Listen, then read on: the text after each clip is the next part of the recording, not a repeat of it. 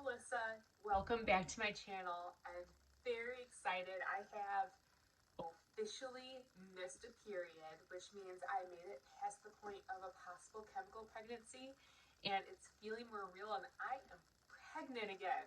So welcome. If you haven't subscribed, make sure you subscribe. I would love to share this journey, whether you're a first-time mom, a second-time mom, maybe you've been going through an IVF journey or infertility journey and you're just wondering what to expect when you do have a pregnancy. I would love for you to join me and see what happens along with this, and list down in the comments what you're going through if you're around the same due date as me, and it could be so much fun to see the differences and how everyone is so different and just to know how everyone is doing. So let's jump right in. These are not going to be long videos. I know my first one was super long, but these are going to be pretty much shorter, just the basic info. And then the further I get along, the more I'm going to touch on preeclamptic stuff, preeclampsia lab stuff my OB is doing to help me, and I'll make some separate videos for those too. But let's jump into the good stuff. So I am officially 4 weeks, 4 days according to my app. I'm still not exactly sure how far along I am because of my basal body temp, and I'm not sure where I ovulated. So my first ultrasound is on February 9th, and I will go by the ultrasound dating. I am 162.9 pounds. I actually dropped some weight. At first I was a little scared about that and a little paranoid, but the more I thought about it, I eat very healthy because of my food intolerances. So I'm basically meat, fruit, veggies, nuts.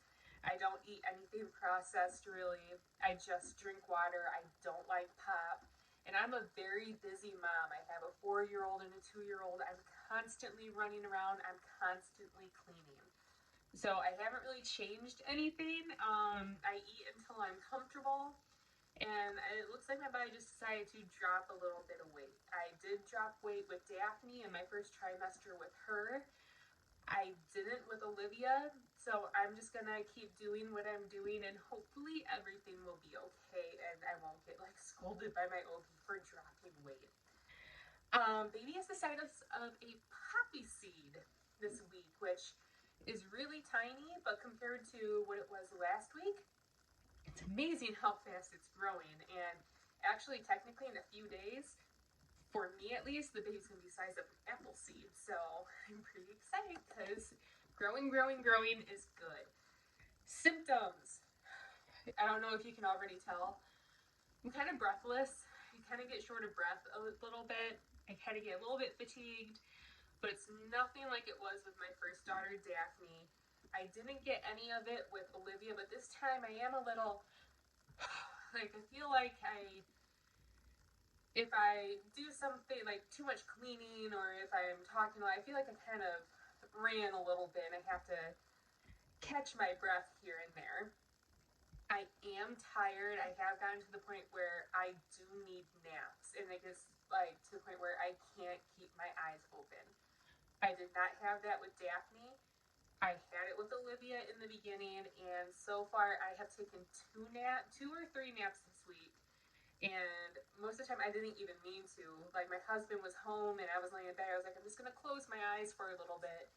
And I woke up 3 hours later, not even realizing I took a nap. And I'm like, oh great, now I'm gonna be up all night. But then a few hours later at bedtime, I just knocked right out again. Nausea and morning sickness. Unfortunately, right around the 4-week mark, I did have 1 full day of just not feeling well. I felt motion sick. I felt just kind of woozy and not feeling the best. And I was hungry the entire time. I was able to eat, but that's just not a fun feeling to have. And I told myself I wasn't going to take the B6 and Unisom to make it go away. But I am a big baby with nausea. I do not like it. I cry. I get scared of throwing up. So I caved and I started taking the vitamin B6 during the day, twice a day, and the Unisom. I am not a doctor by any means. My OBs from my past pregnancies said if I had morning sickness, that's an option I could do because I was not comfortable with Zofran. If you're not comfortable with Zofran and you're suffering from morning sickness, you can talk to your OB about that option and they could probably tell you it's okay. But don't do it until you talk to them. My OBs just said it was okay for me. But it works wonders. I think it was within an hour of taking the B6. I felt so much better the next day. And then I got my energy back and I could clean. I have had a couple more events of feeling kind of, but that's where these come in. So these are amazing. Sarah, if you're watching, you know what I'm going to show. So these ginger chews, this is just regular ginger flavor. They are very spicy and potent, but they're so good and they help your nausea a little bit, or a lot. But I get these from Choices, a store out here called Choices, but my husband also found these at just the regular grocery store. I'm sure you can find them in like the organic aisle because considering an organic store sells them, and then I'm pretty sure they were in the health aisle at the grocery store, and I think I've seen them in other organic aisles. So they're called gingin. So this is just regular ginger. This one is apple ginger. I almost, like, you can see, like, the thing, like, the bag is almost gone. These are so good. It tastes like if an apple orchard and Yankee Candle made a baby. Like, they're delicious. You're just, trust me on this. And I've been melting these into hot boiling water and just making, like, a spicy apple ginger tea at night. So good. But with these, I wouldn't recommend eating too many of them because you will get sores in your mouth. I did get irritated tongue because there is pure cinnamon oil in these, and if you get irritated by cinnamon, it will happen. So take your time with these. Eat as many of these as you want. But they're really, really good. Sore boobs. The soreness in my boobs has gone down a little bit. They're still a little sensitive, but not to the point they were after I implanted. I haven't had any tingling sensations. I haven't had any fullness or swelling or anything like that. They're just a little sore, kind of like a PMS sore, which is usually what I deal with in my 2 last pregnancies. I was never someone to have the sore, swollen breasts the entire pregnancy like some women do. My boobs were just kind of along for the ride and changed one day. And I was like, oh, look at that. Bloating. Excuse me. Bloating, I'm definitely bloated. I had my bloating go away for a few days, and then it popped right back up, which I'm a little happy it popped back up because when my bloating like went away and my water weight went away, I started to panic because I thought my progesterone was going down, but it went right back up this morning and I am definitely bloated again. So I've been bloated for most of the week. One thing, I'm wondering if anyone else has had this happen. I usually get allergies in the fall. I usually have ragweed allergies.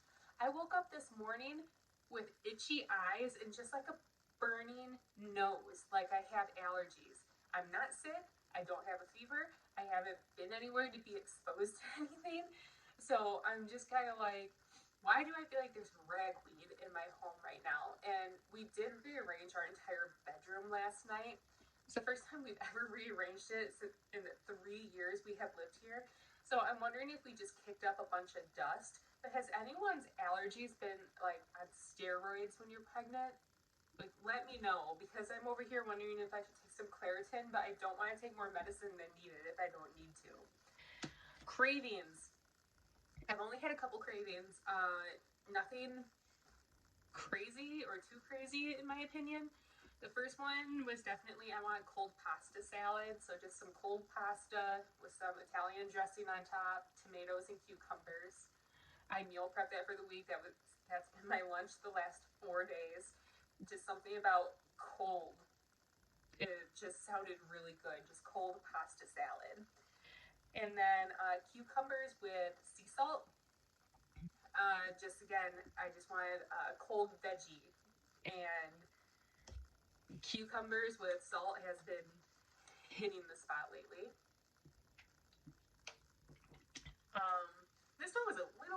but I didn't think it was weird, but my husband thought it was weird. I can't have dairy, so I use vegan cream cheese. And I craved cream cheese with Cholula hot sauce mixed in, and I was dipping my tortilla chips in it. I had that yesterday, and I had it again today, and it was really, really good. I don't think that's too weird, but I think I was just craving queso, and that's the closest I was going to get to queso. I saw someone on TikTok making some queso, and I was like, dang, that looks good, but I can't have that. So that was my way of making queso with hot sauce. But that's about it that I have for this week.